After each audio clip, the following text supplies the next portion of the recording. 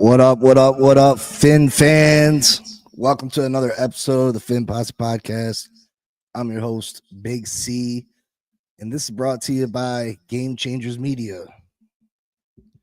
How's everybody doing today? I am so sorry about yesterday. I planned on making a video and getting it out to you. I ended up having some blood work I had to get done after my doctor's appointment. Just turned into a big hassle. And then I'm sorry I'm late today.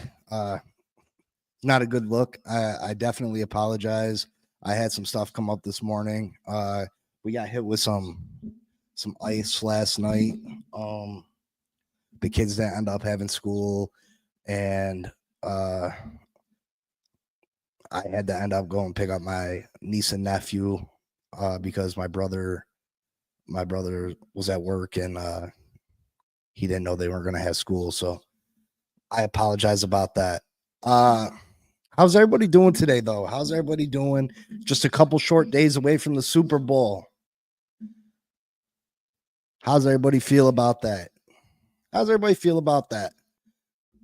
Do you still get excited for the Super Bowl even though your team's not involved? Do you still get excited for the big game? Do you even watch the big game?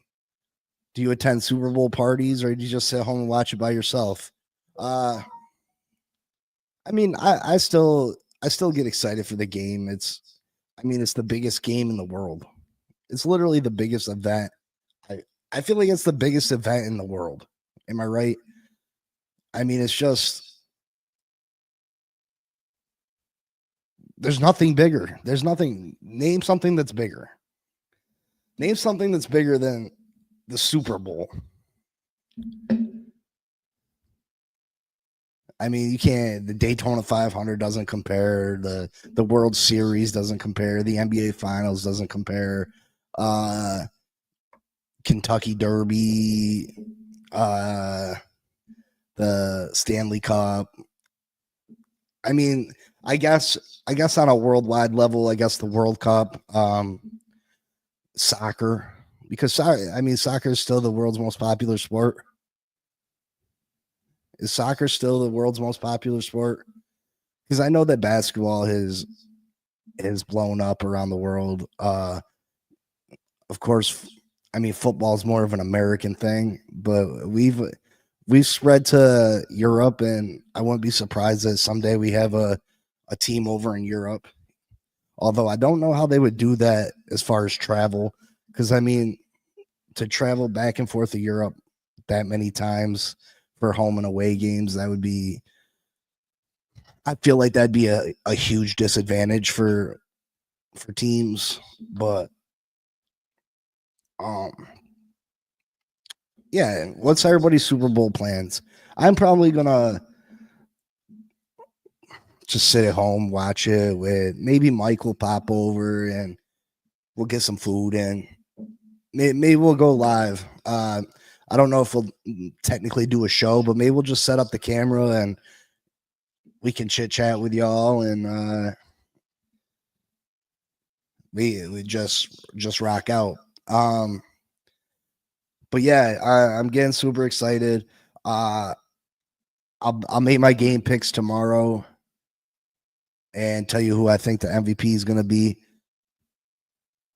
Today, though, I wanted to just have a little bit of fun. Who's your top 5 Dolphins? Who's your top 5 Dolphins of all time? I just wanted to have a little bit of fun.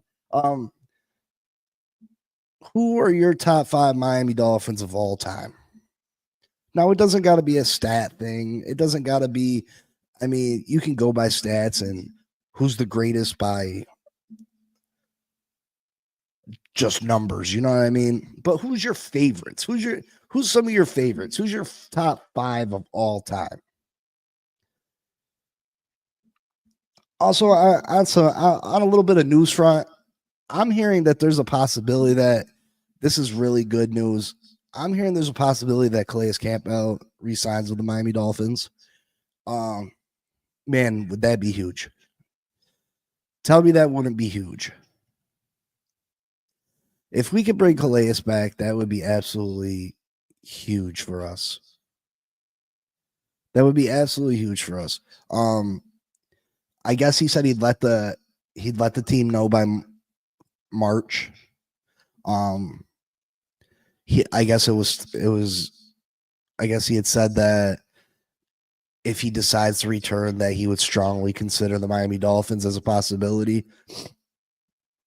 I guess it really all comes down to whether he thinks Miami's going to have an opportunity to compete. Now, he was around this team last year, and he enjoyed his time here. He enjoyed his time here for the most. I mean, he didn't enjoy the losing, obviously, but he enjoyed his time here for the most part. But having Calais come back, that would be a huge, huge bonus to this team. That'd be a huge. It'd be huge. That's one less area that we'd have to address this offseason. Now we're going to have to address it in the future, yeah. But it's one less area that we'd have to worry about this year. I mean, Zach Sealer, Calais, and you re-sign Hand for pennies on the dollar. You don't got to you really got to worry about that defensive line too much. If somehow we can work out a contract with Bradley Chubb, hopefully we get Jalen Phillips back and he's healthy. Hopefully Chop Robinson improves. That's just our base defense. That's just our base defense without adding anybody. Already that makes our defense better. Now, I hope and I pray that Chris Greer doesn't go and hand $20 million a year to Javon Holland. I feel like that'd be such a huge mistake. A huge mistake. Also, I'm hearing that there's a good chance that we're going to bring Kader Kohou back. Kader's a restricted free agent. Kader played all right in coverage last year. He was actually pretty good in coverage. Where Kader hurts this team is he is a terrible tackler. He is absolutely horrendous in trying to help with the run, just tackling all together. He needs to really get back to the basics. Someone needs to sit him down and work with him on his tackling. Because Kader Kohou could be a serviceable slot corner. But you got to be able to tackle. Kader. Now, Kader, we could probably get back to come back for $3.5 million. So I'd be all right bringing him back, but he's got to improve on the tackling. We can't continue to have all these missed tackles all the time. We just can't do it. We just can't do it. But I'm all right bringing Kader Kohou back. I don't want to create more holes than we, I don't want to create more holes for this team. We already got a bunch of holes to fill. We're gonna have to fill 2 safeties. We're gonna have to fill 2 or 3 pieces on the offensive line. We're gonna have to get a backup quarterback. We're gonna have to add a big body receiver. Hopefully, we add a big body running back. I don't want to create more holes when we got someone that we can bring back in-house for cheap.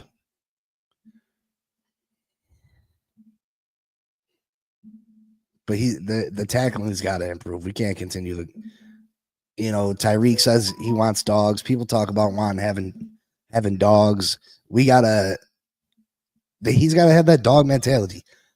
Like, make the goddamn tackle.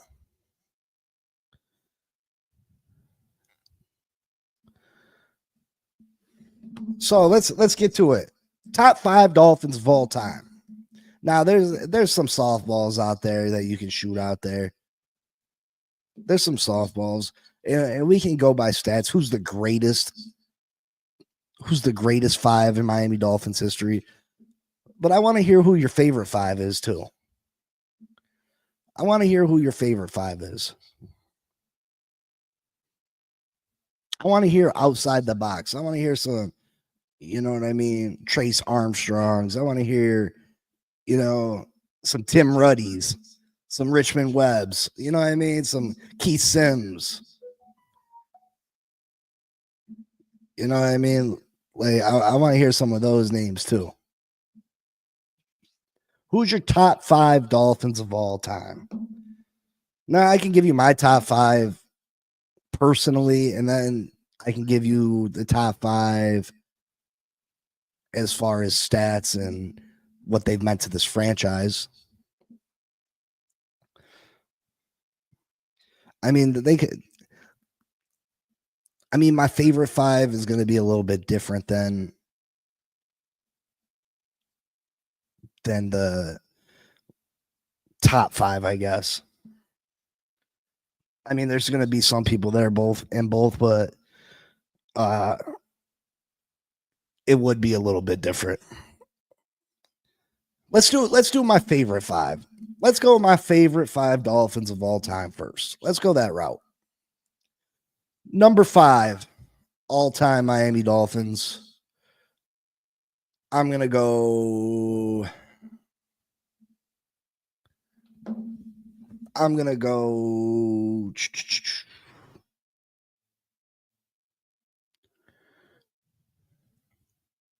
Geez, I mean, I thought this would be a little bit easier. I thought maybe I'm going to go Zach Thomas. Shake, what up, brother? What up? How you doing this morning? Just we going over my top 5 favorite Dolphins of all time, and then I'm going to do the top 5 Dolphins of all time. So right now I'm getting into my favorite 5. So at number 5, I got Zach Thomas. I love Zach growing up. He was just this little, ball of fire. He was a stud. He was an absolute stud. We haven't had nothing like him since. He played linebacker for the Dolphins from 96 to 2007.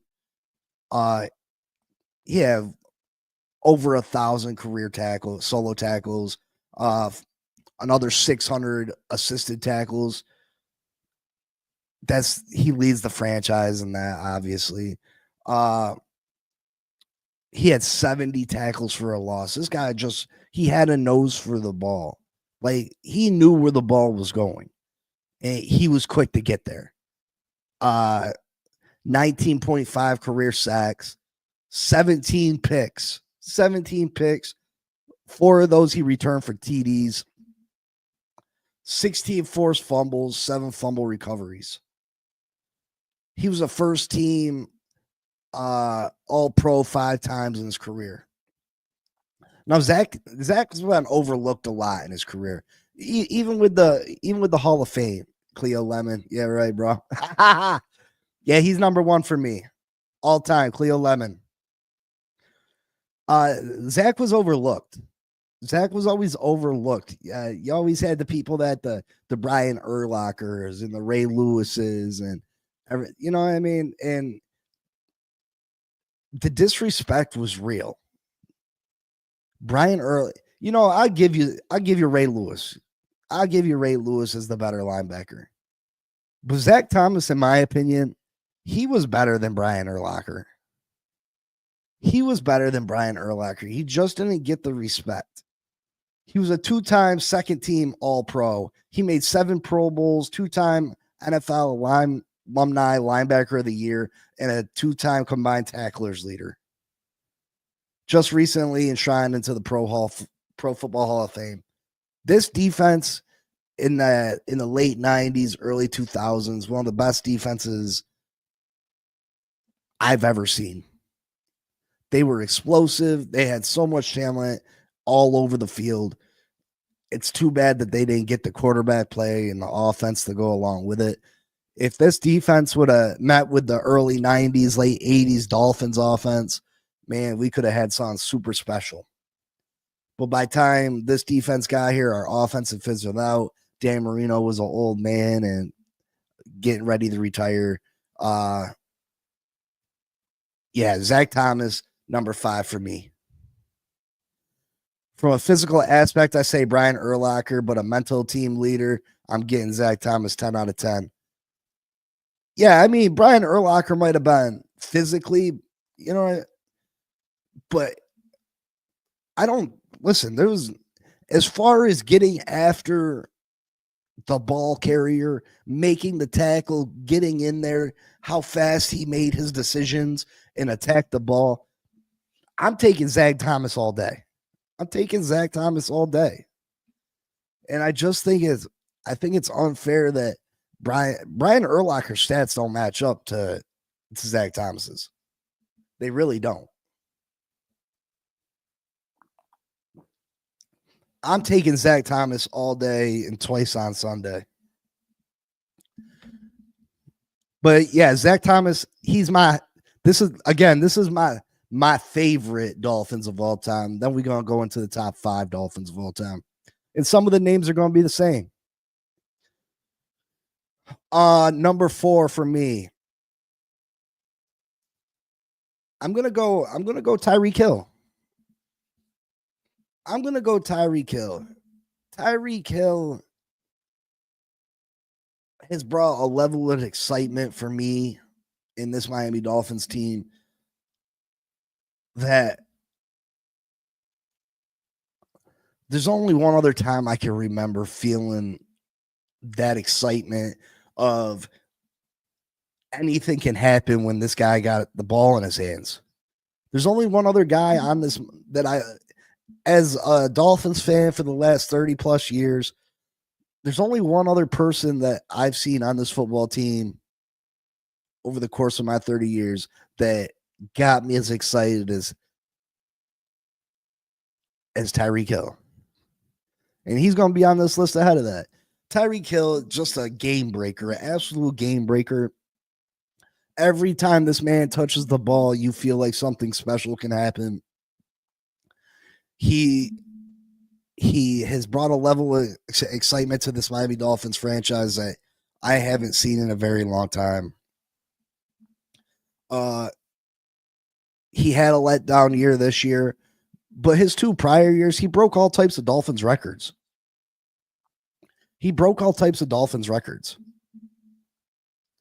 I mean, in a lot of categories, he's only played, what's he played here? 3 years. He's already like top 7 all time, top 8 all time in Dolphins record, in the history books of Dolphins records. And he's gonna move up that list this year. I just think in a 4-year span, there's not too many people that you can say have done what Tyreek Hill has done. Tyreek Hill is an absolute monster. He's brought so much excitement to me and to this team.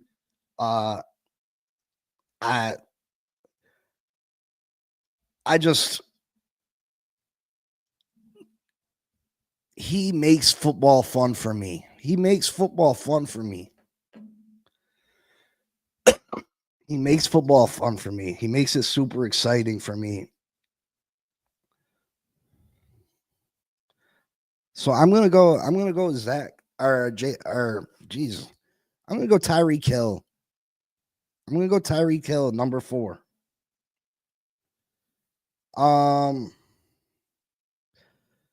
Number three of my all-time Dolphins.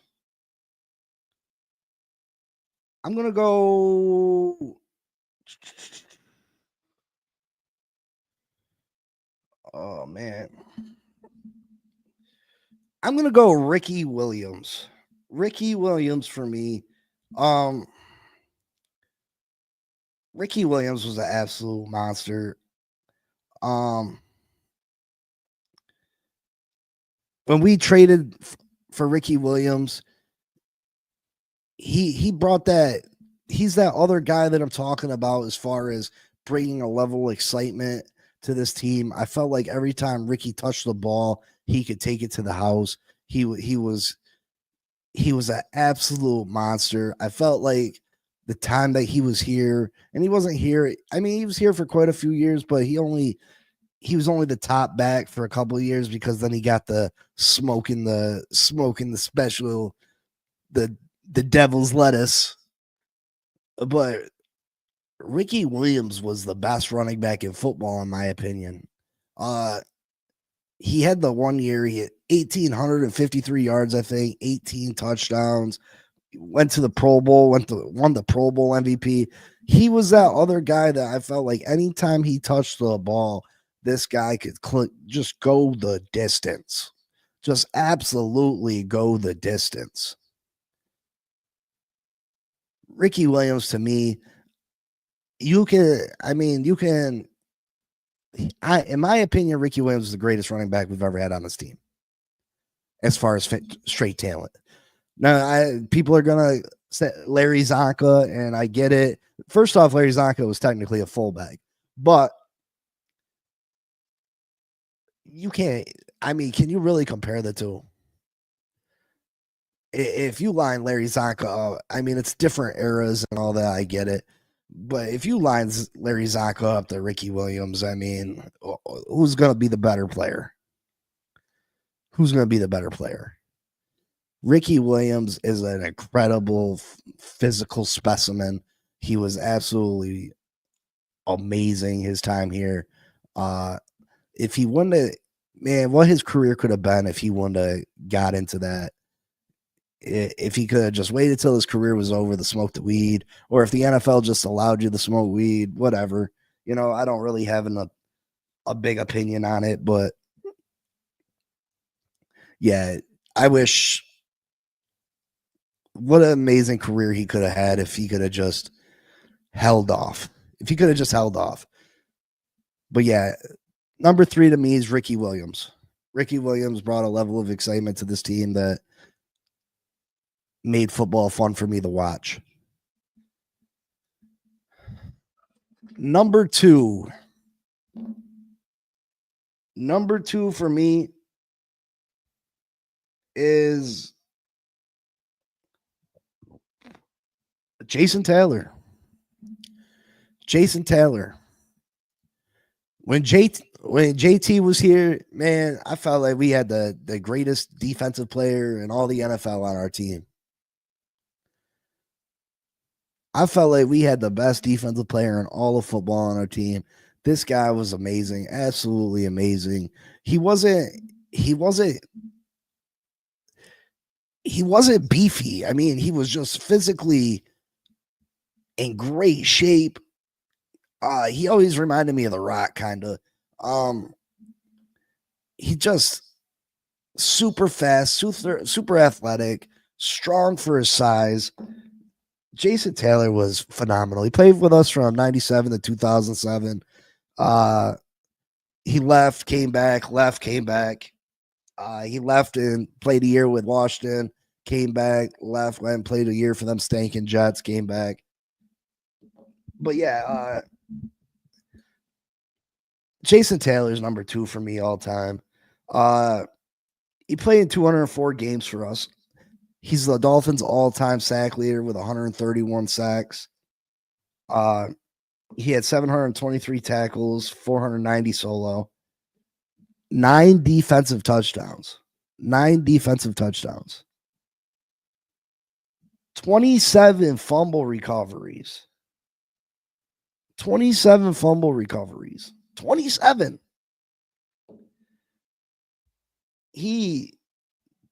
This man was the best player on this defense. And we had a lot of great players on this defense. We got the Brock Marions. We got Zach Thomas, obviously. We got Pat Surtain, one of the top corners in the league. Sam Madison, one of the top corners in the league. Tim Bowens, great defensive tackle. This defense was stacked. This defense was absolutely stacked. What else? Let me see. Defensive player of the year in 2006. He had 13.5 sacks, 9 forced fumbles in 1 year. 9 forced fumbles in 1 year, and 2 pick sixes in 2006. He was absolutely a beast. 2007 Walter Payton Man of the Year. He's just a stand-up guy. He led the league in sacks in 2002. Jason Taylor holds the NFL record for most fumbles returned for a touchdown with 6, and he was inducted into the Hall of Fame in 2017. Jason Taylor is my number 2 Miami Dolphin, my favorite Miami Dolphins of all time. Just being a kid watching him and feeling like we had one of the greatest players in the world on our team. Absolutely amazing player. Definitely top 5 all-time Dolphins as well. But he's my number 2 favorite Dolphin of all time. And again, I want to hear who your top 5 Dolphins are of all time in the comments. I want to hear your favorites, and then I want to hear who you think are the 5 greatest. And maybe they're the same. Maybe they're the same. And then number 1 for me, my number 1 Dolphin of all time, my favorite Dolphin of all time is Tim Ruddy, center. The center for the Miami Dolphins, Tim Ruddy. Yeah. Just playing. Just kidding. JK, LOL. JK, LOL. Man, come on. My favorite Dolphin of all time, unless you're a kid, all our answers should be and probably are the same. My favorite player of all time is Dan the Man, number 13, the gunslinger, the greatest thrower of the football all time, in my opinion. This man, come on. He was doing things in a game that wasn't being done by anybody else. He was doing things in a time that nobody else was doing. Nobody was throwing the ball in his era like Dan was. Yeah, you get all these quarterbacks nowadays that throw for 5,000 yards, 40 touchdowns. But the game is different. The game is different. The quarterbacks are protected. The wide receivers are protected. You can't touch the receivers. The game is different. When Dan was putting up the stats that Dan was putting up, you could maul a guy. You could pick his pocket. You could rob him and leave him for dead in the middle of the field. Dan was different. Dan was different.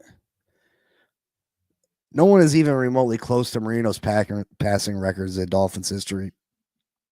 You can literally take the person in second on career stats for the Miami Dolphins and add those up, double them. You can double them, which is Bob Greasy. Bob Greasy, quarterback, 72 Dolphins. Bob Greasy. You can double Bob Greasy's stats, and they still don't catch Dan's stats. Dan was ahead of his time.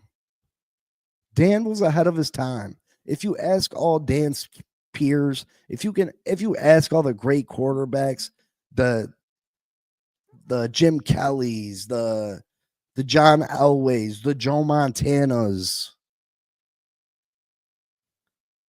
they all tell you nobody could sling it like Danny could. Nobody could sling it like Danny could. He just had a fire about him. He was so gifted, such a gifted thrower of the football.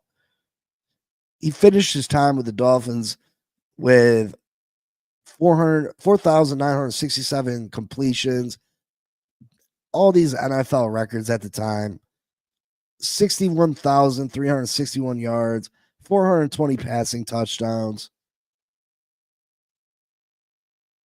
And yeah, people have surpassed these numbers since then, but Dan was the first to do it. And if Dan played in this era of the NFL, man,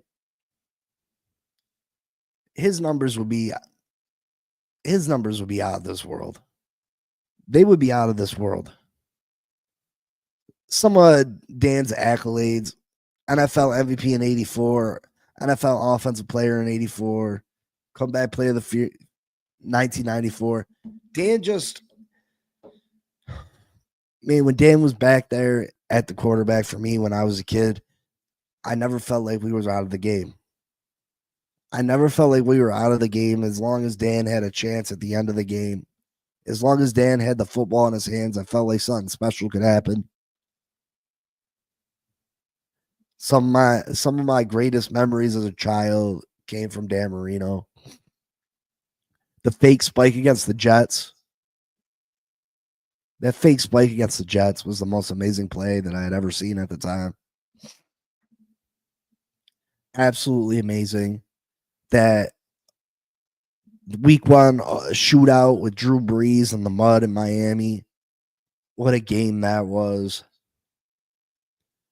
The Monday night game where we knocked off the Broncos when the Broncos could have went for a perfect season. In the year they won the Super Bowl and we beat the shit out of them on Monday Night Football. Just so many great memories with Dan. Dan is my number one Dolphin of all time in my heart. That's who you know what I mean? Dan Marino's final game against the Jacksonville Jaguars in the Super Bowl. I was 14, 15 years old. I cried like a baby because I knew it was over. I knew it was over. I knew he wasn't coming back.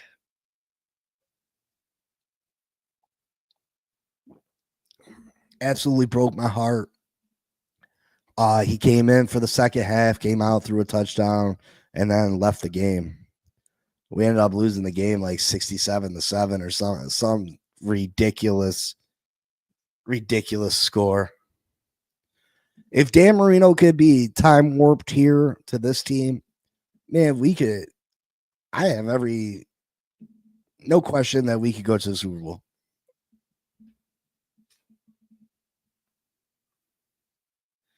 No question we'd be in the Super Bowl.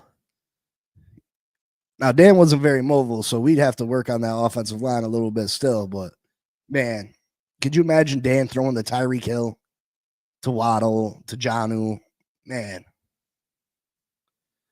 Could you imagine Dan throwing to Tyreek? Blasting down the sideline. Oh, man. Dan Marino hitting Tyreek in stride.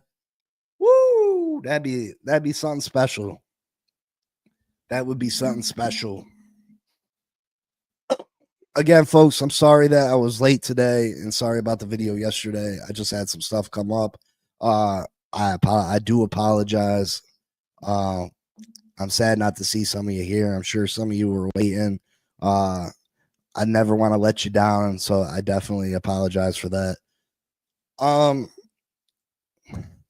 Now top 5 Dolphins all time stats wise.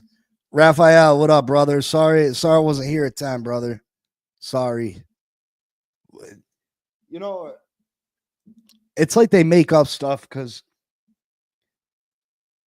I live in upstate New York, so we're used to inclement weather. You know what I mean? And the other day, the kids had a 2-hour delay, and like I had woke up at 5:00 to use the bathroom, and I looked at my phone. I seen there was a 2-hour delay, so of course I go to look out the window to see what's going on. You know what I mean? And it's not raining, it's not snowing, there's no ice, it's dry out, and I'm like, what the hell is this 2-hour delay for? And then like today, there's literally a little bit of ice out, and they cancel school. I wish they did that shit when I was a kid. I wish they canceled school like that when I was a kid.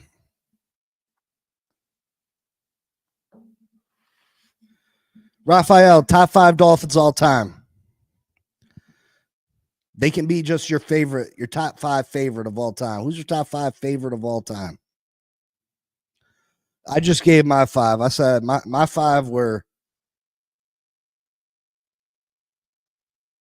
And Shake, who's your top 5 Dolphins of all time?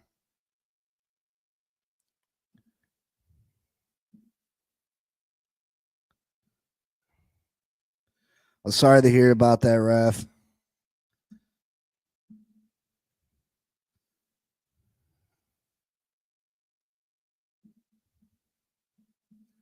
Sorry to hear about that, Raphael. Condolences, brother.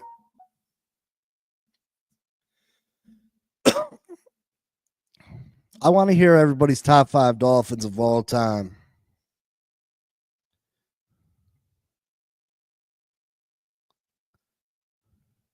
Mine were Zach Thomas, Tyreek Hill, Ricky Williams, Jason Taylor, Dan Marino.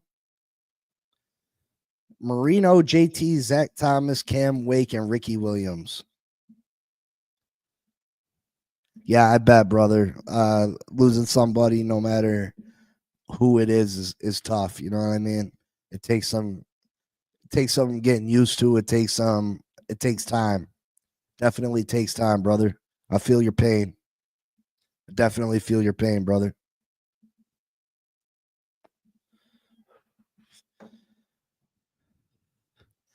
All right, let's do the top 5 Dolphins as far as what they've meant to this franchise and just top 5 Dolphins stat wise, what they've meant to the franchise. You know, top 5 Dolphins all time. Number 5, I'm gonna go with Zach Thomas. Again, Zach Thomas, he probably the greatest linebacker we've ever had is in Miami. He's now finally taking his place in Canton. He's a Hall of Famer, but he's the all-time Dolphins leader in tackles. Just a great career. 70 tackles for loss again, 19.5 sacks, 17 interceptions, 4 pick sixes, 16 forced fumbles, and 7 fumble recoveries. Again, he's a 5-time first team All Pro, 2-time second team All Pro, made 7 Pro Bowls, a 2-time NFL alumni linebacker of the year, and a 2-time combined tacklers leader. Zach Thomas, during his time, one of the greatest linebackers in NFL history. Now, I don't know if he's a top 10 linebacker all time in NFL history, but he's one of the best of all time. He's one of the best linebackers of all time. Number 4, Paul Warfield, wide receiver. Warfield was a member of both Super Bowl championships. He was an integral part in bringing Super Bowls to Miami, the only 2 titles that this city's ever known. Shape Money says Jim Mandovich, Nat Moore, Sam Madison, Kim Bocamper, and Brian Cox. So Shape Money got some randoms on there. Nice. Sam Madison was a beast. He was that cocky, confident corner. He was a great player for us. That's a nice list. Brian Cox, man, his intensity was through the roof. I remember watching him as a kid, just thinking he was crazy, wanting to fight the whole Buffalo Bills stadium by himself. Zach Thomas.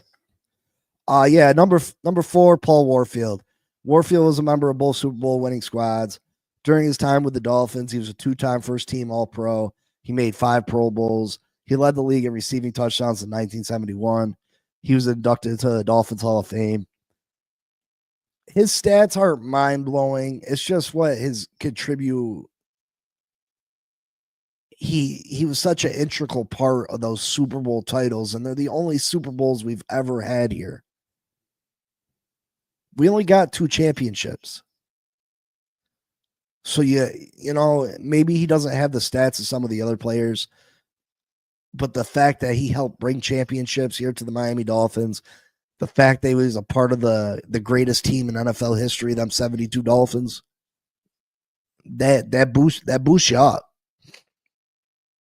He's only 14th in franchise history in receiving yards with 3,355, and he's 5th in receiving touchdowns with 33. And he wasn't here for very long, so he was finding his way to the end zone. He was scoring a bunch of touchdowns while he was here. Warfield was responsible for 36 of Bob Greasy's 88 passing yards in the first Super Bowl win and 33 of his 73 in the second. We didn't throw for a lot in those Super Bowls. We didn't. We relied on Larry Zonka. But when we did throw, it was going to Paul Warfield. Now, is Paul Warfield a better Dolphin or a better player than? Is he a better player than Tyreek Hill? No. Is he better Dolphin stat wise than OJ McDuffie? No. But he brought Super Bowl titles to the Miami Dolphins. Number 3, Jason Taylor. Again, we went through some of Jason's accolades. Taylor played for the Dolphins from 97 to 2007, then in 2009, and then 2011. Majority of his 15-year career here in Miami. He's the Dolphins' all-time leader in sacks with 131. He also leads the franchise in tackles for loss with 137 tackles for loss during his career. Absolutely amazing. Defensive Player of the Year in 2006 with 13.5 sacks, 9 forced fumbles, and 2 pick sixes. Walter Payton Man of the Year in 2007, a 3-time first-team All-Pro, a second-team All-Pro, made it to 6 Pro Bowls and led the league in sacks 2002. Taylor holds the NFL record for most fumbles returned for a touchdown with 6. Pro Bowl or a Hall of Famer in 2017.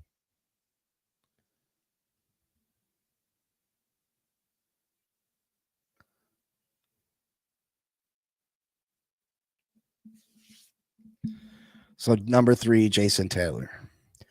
Number 2, all-time Dolphins and what they meant to this franchise. Larry Zonka. Larry Zonk, the big Zonk. Of course, a member of both Super Bowl teams in 72, 73. Zonk is the all-time leader in rushing yards, 6,737 yards. Zonk is the all-time leader in rushing touchdowns with 53. Technically, he wasn't a running back, though. He was a fullback. Raphael Cartwright says Chris Chambers, OJ McDuffie, Surtain, and Madison honorable mentioned. Yeah, absolutely. Chris Chambers, OJ McDuffie, as far as all-time Dolphins, man, I'll give you OJ. I don't know about Chris Chambers. Chris Chambers was a hell of a receiver while he was here.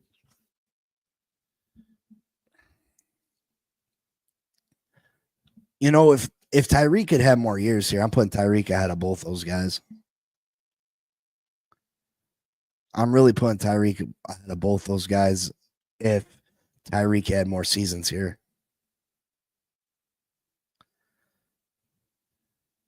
I mean, obviously, the Marks brothers ahead of... You got to put the Marks brothers if you're throwing out Chris Chambers, OJ McDuffie. You got to honorable mention the Marks brothers. Yeah, there's so many great Dolphins. Larry Zonko, he rushed for more than 1,000 yards in each season from 71 to 73, which 1,000 yards back then, there was less games. Would they have 14 games? Zonko was the Super Bowl MVP. He rushed for 145 yards and 2 touchdowns on 33 carries. He was the NFL Comeback Player of the Year in 1979, a 2-team first-team All-Pro, and a second-team All-Pro. He made it to 5 Pro Bowls. His number 39 is retired. Larry Zonka, I mean, he was the reason. He was the reason that we won them Super Bowls. We rode his back. He's the main reason we went undefeated. We rode on this guy's back. He was our offense. Larry Zonka, number 2 all-time Dolphins. And number 1, you know who it is. You know what to do. Dan the Man Marino. Dan was the greatest Dolphin, one of the greatest players in all of NFL history. He gets the montage of being the greatest player to have never won a Super Bowl, or at least the greatest quarterback to have never won the Super Bowl. No one's even remotely close to Marino. in his passing records in the history of the Dolphins. Again, 420 touchdowns, 61,000 passing yards. Dan was by far and away the top Dolphin of all time. If you double all of Bob Greasy's stats, they still wouldn't surpass Marino's totals. NFL MVP, NFL Offensive Player of the Year, NFL Comeback Player of the Year, NFL Walter Payton Man of the Year, 3-time first team All Pro, 3-time second team All Pro, made it to 9 Pro Bowls, 5-time passing yards leader, 3-time passing touchdowns leader, George Hollis Award, Burt Bell Award. They're just not a number. You know what I mean? There's just not another Dan Marino. He's one of the greatest of all time, the greatest Dolphin of all time, by far. By far. By far. Yeah, there's a lot of great players in Miami Dolphins history that, I'd like to mention. Oronde Gadsden. Oronde Gadsden was a great receiver for us. It was like he could catch anything. He was almost like the Odell Beckham before Odell was around. Like, he'd get his hands on it and he'd come up with some amazing catches. Amazing catches. Brock Marion at safety. Rashad Jones at safety. He was a great player for us. Cameron Wake. You know what I mean? So many great Dolphins over the course of the 30 plus years that I've watched these Miami Dolphins. Man, a lot of good times. Don't you wish you could put all these Dolphins on one team? Jarvis Landry, yeah, I love Jarvis when he was here. He was a dog. He was a dog. He fought for it. Jarvis was a dog. Jarvis wasn't the most physically gifted receiver. He wasn't the fastest. But he had a ton of heart. He had really good hands, even though they were small. They were on the small side. I loved Jarvis while he was here. Man, a lot of great players that we've seen come and go. I remember being super excited for when we signed Brandon Marshall. I used to love Brandon Marshall when he was always a bit of a head case. Tight on Eric Green, Randy McMichael, Keith Jackson, Clay Edmonds, etc. Yeah, I always thought Randy McMichael was super talented. Mike Wallace. Mike Wallace wasn't. That was a waste of money, in my opinion, Mike Wallace. He was a burner, but I feel like that was a big waste of money. I think Charles Clay could have been really special for us, too. We ended up letting him go. He had some good years here with Tannehill.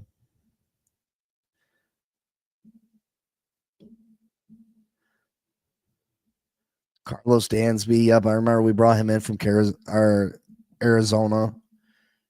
I thought he was going to be that linebacker, and finally we were going to get the linebacker to replace Zach Thomas. He was going to be that middle linebacker the first time. I mean, he played all right while he was here, but I mean, you think about some of the players that we've had come in the door. If we could have had them during their prime.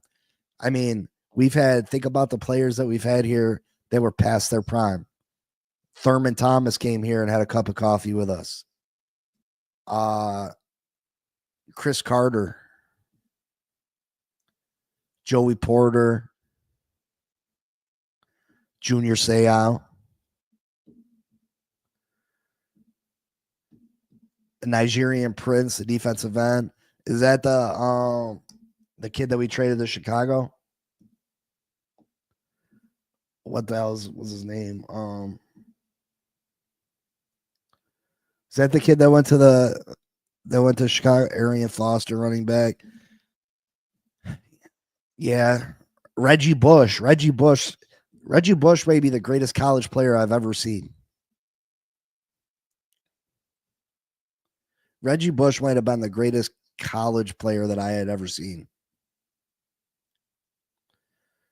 I want to say it was against Maryland, maybe. Go back and watch the tape. Reggie Bush had like 500 total yards in that game for USC. Reggie Bush was a monster. Was an absolute monster. Reggie Bush.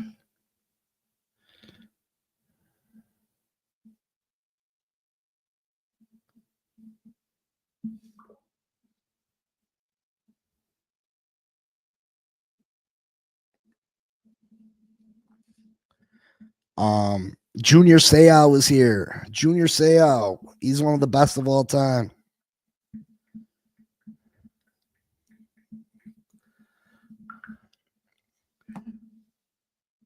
Ryan Matthews, Fresno State running back. Fresno State versus USC. Great game.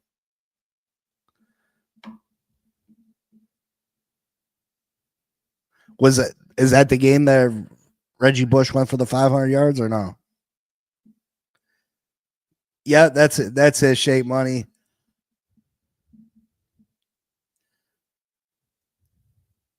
A googly. Yeah, I mean, I don't know why we even let him go, to be honest. Why did we even let him go? Ndamukong Suh. Brent Grimes. Brent Grimes was a great corner for us. Brent Grimes was a great corner for us. His wife was a fucking nutcase.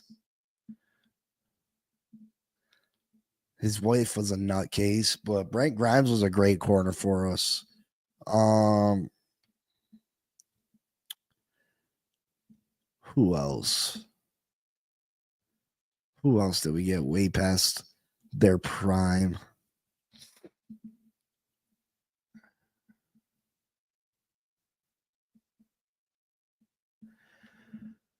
So what do you think, Raphael? You think Calais ends up coming back? I'm hearing reports that there's an opportunity that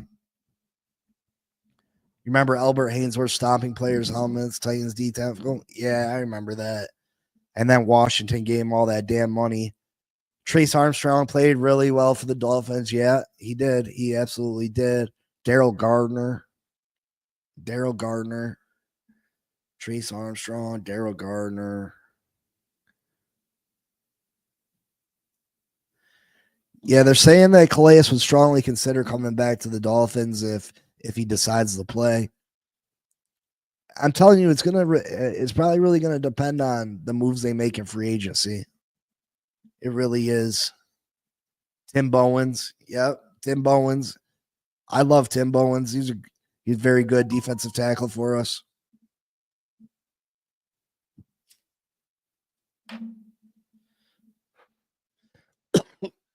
Yeah, that late 90s, early 2000s defense was, I mean, I think that's probably the greatest defense this franchise has ever had.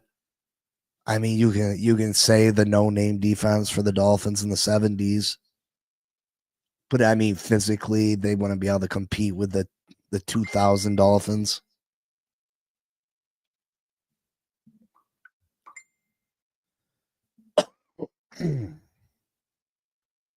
Keith Byers. Yeah, Keith Byers, man. Keith Byers was he was the ugliest mofo I ever seen, man. He was an ugly fucker. But yeah, he's a Swiss Army knife. He most certainly was a Swiss Army knife for us. But he sure was freaking ugly. Irvin Fryer, yeah. Mark Ingram, yeah. Mark Ingram Sr. He's the one that caught the pass for the Dolphins against the Jets. The quarterback spike, the fake spike. Irvin Fryer, he was the number 1 overall pick for the New England Patriots. We ended up stealing him. Irvin Fryer was a good player for us. That's when Dan was still in his prime. Irvin Fryer, Mark Ingram. That's the receivers that we had, and a young OJ McDuffie. That's when Dan was still slinging it at a top-notch level. Remember the running back Kareem Abdul-Jabbar? Kareem Abdul-Jabbar.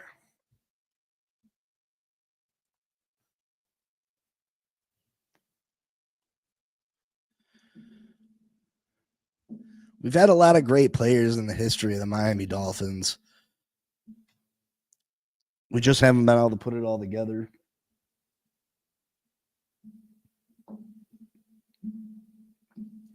Hopefully we can build something this year, though. Hopefully Tua can stay healthy. I'm hoping and praying. Hoping Chris Greer's got to get to work here soon. He's got to have that. I mean, free agency's next month. Free agency's next month. So Chris Greer's got to get to working on these contracts. See how much cap space we can actually have.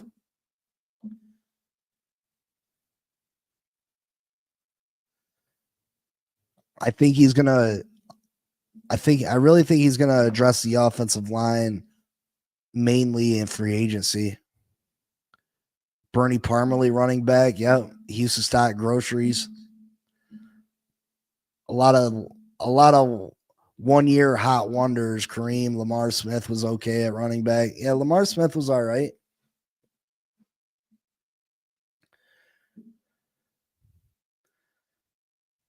Bernie Parmalee, he was all right too. Like, I love all these guys. They're just this is the team of my childhood. You know what I mean?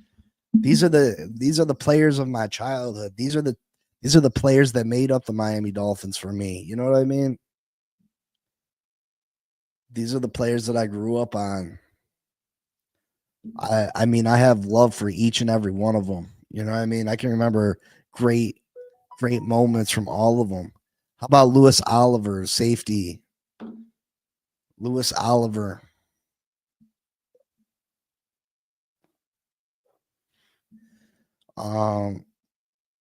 Mark Higgins, running back. Yep. Just so many people, so many great Dolphins, so many great memories this team has brought me. But they haven't brought me the ultimate memory yet, and I'm still waiting on it. And it's that Super Bowl title. Louis Oliver was a hard hitter. He was. Still wait. I need that Super Bowl title. I need it. This franchise needs it. The fans need a winner. Now, yeah, there's franchises out there with no Super Bowls, but man, it's been this. We haven't won since the 70s. We haven't won one since the 70s. Is it ever going to come? Is it ever going to happen for us? Is it ever going to happen for us? Sometimes I really get in my head and I think, that it could be a real possibility that it never happens, that it legitimately never happens. And then it's like, did I waste my whole life cheering for a franchise that can't get the job done for me? And I can't just switch. I can't just switch up. I can't just pick another team.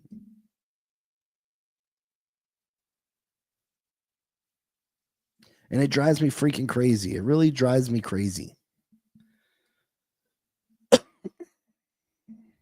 It really drives me crazy that I could have wasted my whole life cheering for a team that just can't get it right.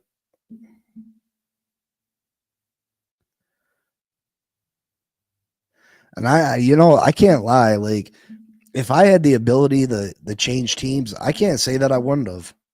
I can't say that I wouldn't have changed teams at some points. Yep, I remember Adkins. If I had the ability to cheer for another team and root for another team and be a fan of another team, I can't say that I wouldn't have done it. It's just not in me. I can't physically do it. But it's frustrating as all hell to watch teams win and win and win and win and win. Even teams like the Carolina Panthers have been to the Super Bowl. You know what I mean?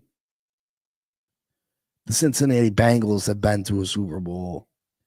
Multiple Super Bowls in my lifetime. Shit, they went to the Super Bowl in the 80s against the 49ers. When do I get to witness one? I haven't even been alive for one.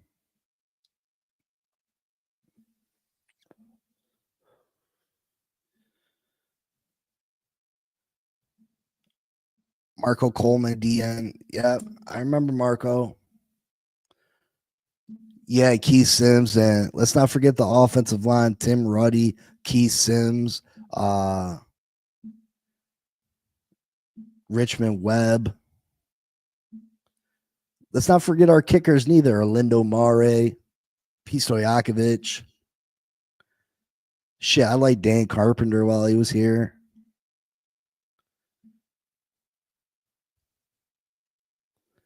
So many Dolphins, so many players, so many. Again, who's your top? If you're in the chat, who's your top 5 Dolphins of all time? Make sure you like, comment, subscribe, share. Hit that like button for me, please. Pete Stojakovic.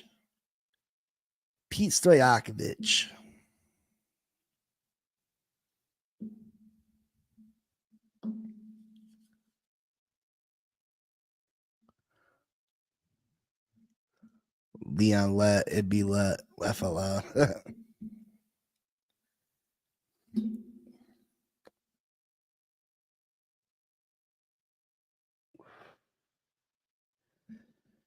Yeah, man. I'm really hoping.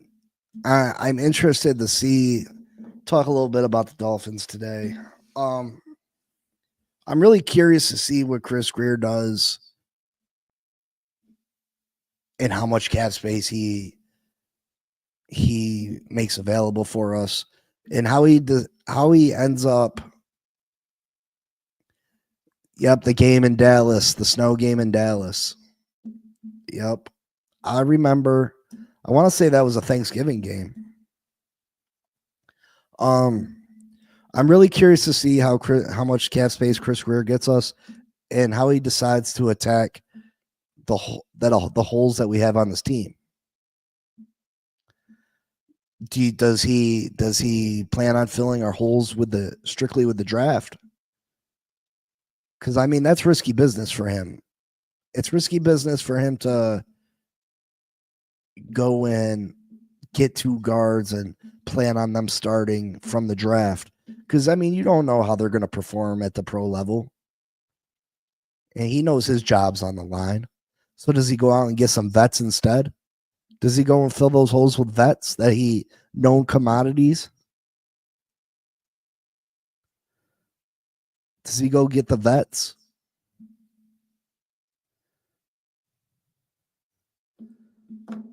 GM son, new roommate, is getting drafted by Dolphins again.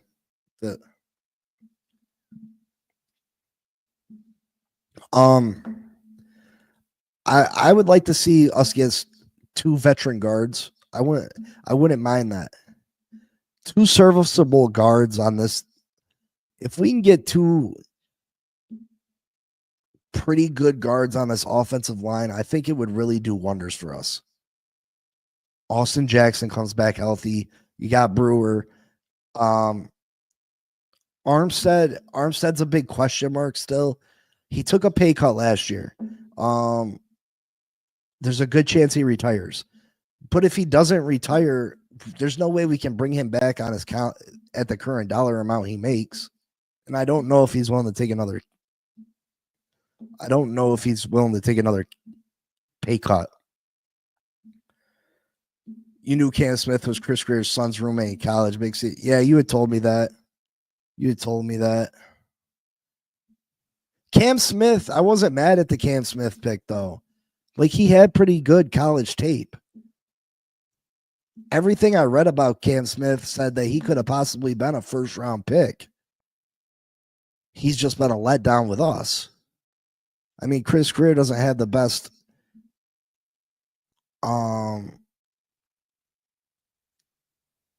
he doesn't have the best resume when it comes to drafting corners.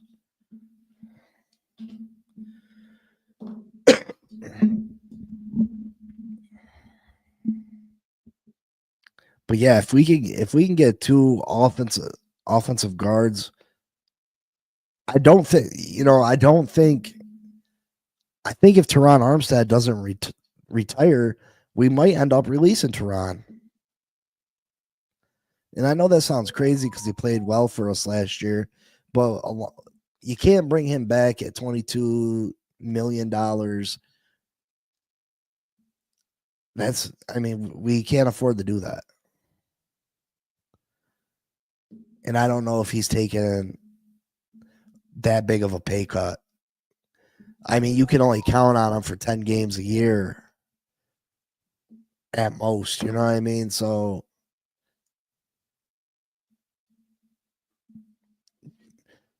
do they feel confident in Patrick Paul? Do I feel confident in Patrick Paul? I'm not sure that I do. I'm not sure that he's shown me enough from last year that I trust him. I mean, can he be serviceable? Hopefully he's working his ass off and he comes back that much better. But yeah, I don't see us bringing back Teron Armstead. I really don't. So that's three open spots in that offensive line. And I'm sure, like I said, I'm sure they plan on plugging in Patrick Paul to the left tackle spot. So really it's the guard positions. But go get yourself two very good guards. And I think that will help this offensive line tremendously. Maybe go from the 25th, 26th, 27th offensive line to the 15th ranked offensive line. And I think that will help this team tremendously. We definitely messed up not going and grabbing. We definitely messed up not bringing in Derrick Henry last year. I was sitting here and I was doing some mock drafts, and there's a couple of the websites that'll let you go back and redraft previous years.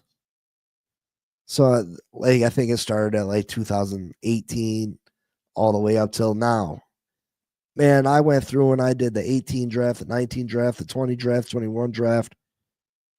Bro, the team that we would have had if we got those draft picks right.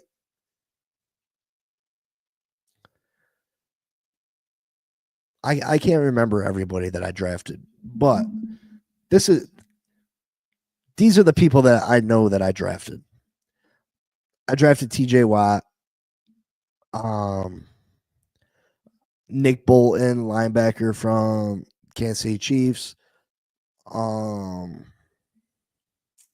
George Kittle, and Jonnu Smith. So we had double-headed tight ends.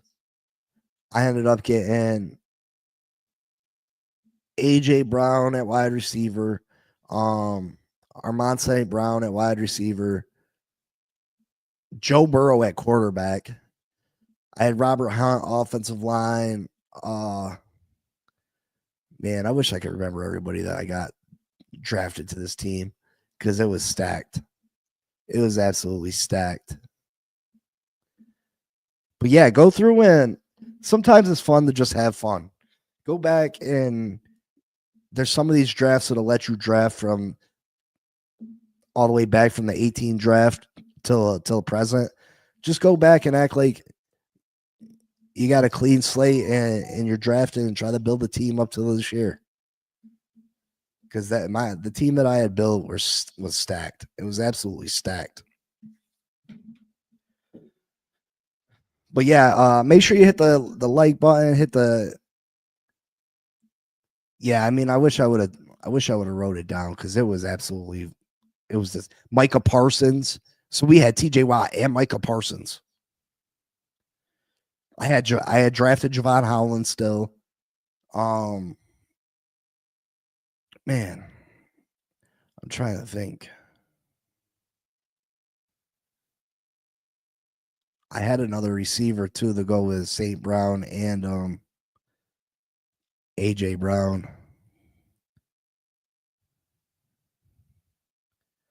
But yeah, I mean, the team was maybe Nico Collins. But yeah, I mean, we were as the team was stacked. Monster team. But yeah, go and have some fun with that. Tomorrow we're gonna do Super Bowl picks. Obviously, we're gonna break down the Super Bowl a little bit more. I can't afford window shopping at Ferrari dealership. Redraft scenario wish list. Yeah, I mean, I was sitting there and I was trying to do one for yesterday, so I was like, let me play around with this for a second. Let me play around with this for a second. I mean, it took me only like 5 minutes to do the whole thing, but yeah, I mean, to think if we could have just got those drafts completely perfect. Yeah, tomorrow 10 a.m. Eastern time, Monday through Friday, we're gonna break down the rest of the Super Bowl. We're gonna do game picks. And I want to hear what your plans are for Super Bowl Sunday. Let me know what your plans are, what foods you're gonna have, what you know what I mean,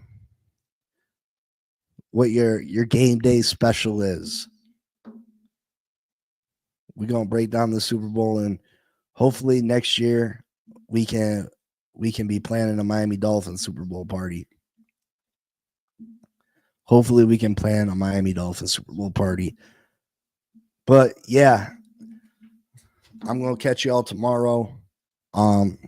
Super Bowl just a couple days away. I'm ready for it.